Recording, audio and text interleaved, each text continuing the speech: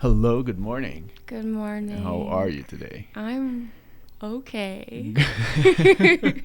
So it's the third day of the film festival, and you have a short movie playing at the film festival. So first of all, I want to ask you to present yourself and present your movie as well.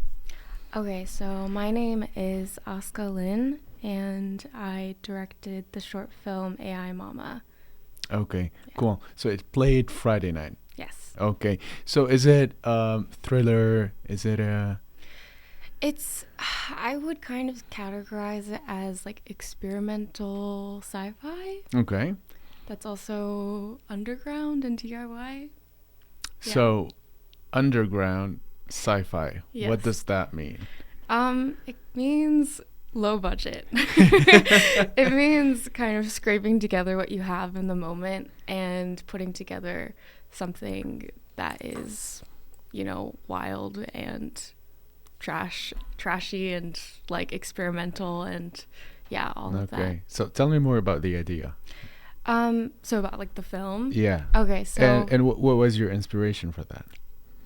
AI Mama is about a young programmer named Kay, and they tried to create an AI that imitates their mother after losing their mother. So it's a really quick, like 5-minute black and white Super 8 film. And towards the end, you kind of see the AI that they built kind of go haywire and take on a life of its own. And the inspiration for that, I think, would mainly come from Shinya Tsukamoto's Tetsuo the Iron Man, which is a really famous Japanese cyberpunk film made in the 80s, I think. 80s, yes. Yeah.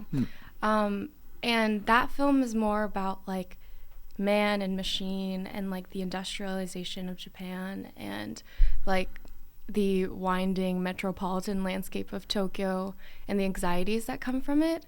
And I kind of wanted to put my own spin on that and make AI Mama, which is more about a personal film about the relationship between a mother and a child and how that can be informed and framed by, technology.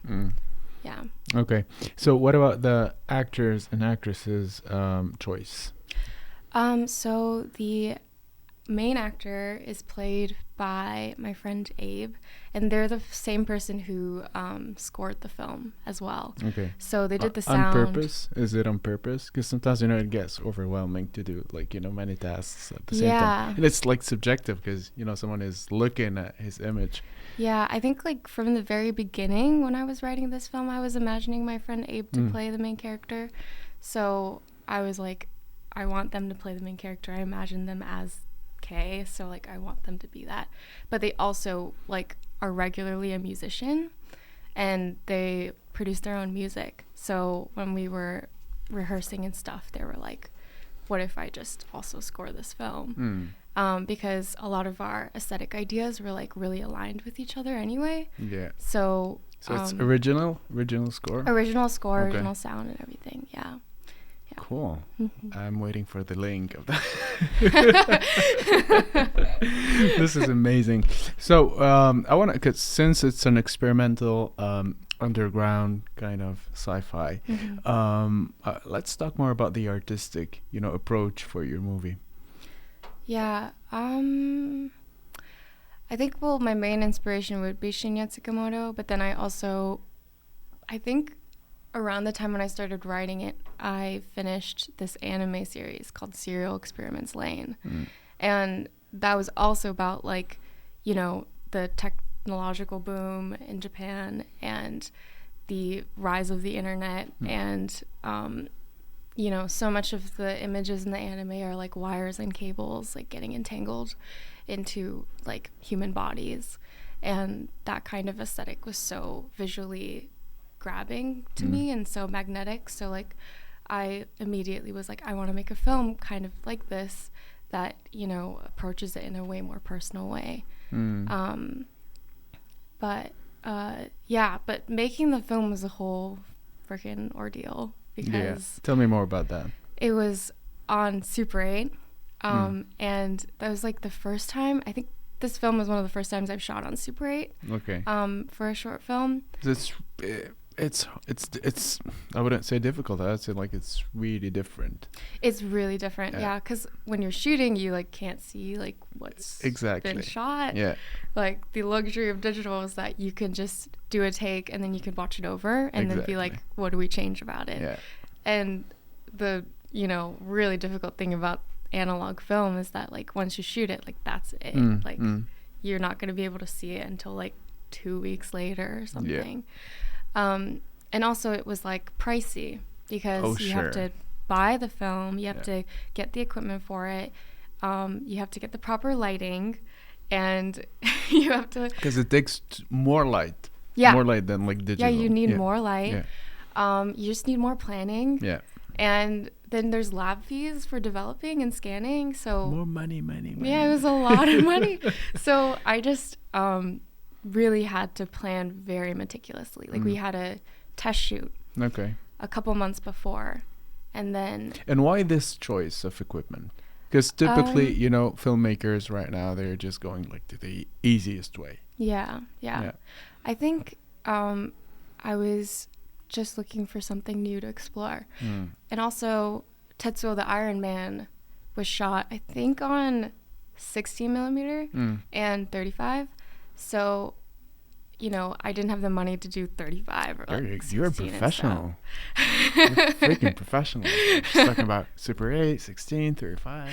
Yeah, so I was like, might as well go more of a home video route and do Super 8 and have it be more, I guess, like on the go kind of thing. And like the camera's small still, I'll still be able to manage it.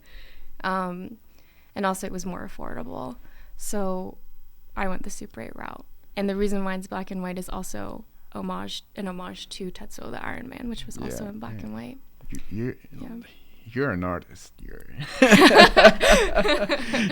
What I love about what you're talking about is like this relation of, because typically when we ask people about their choices, their technical choices, most of them are like, this is what we found. I brought this camera from my friend. I brought this mixer from, I rented it, but there's too much to do with. I like when filmmakers relate their artistic choices with equipment.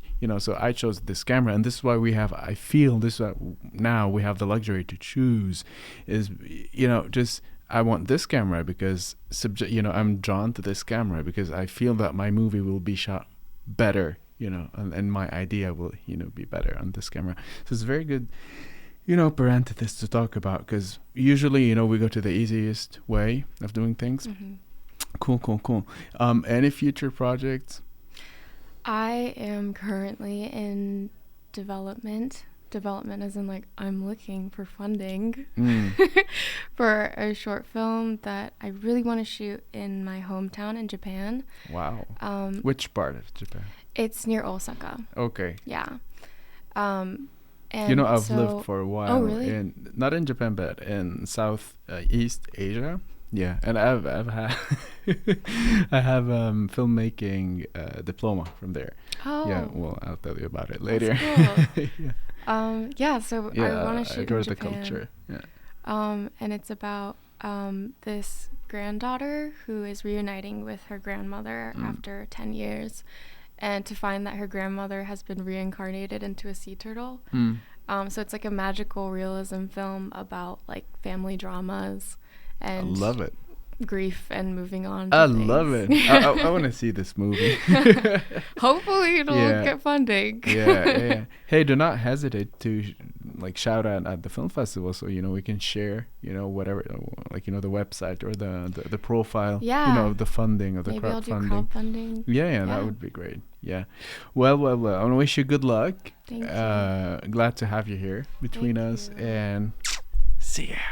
See ya. Thank you.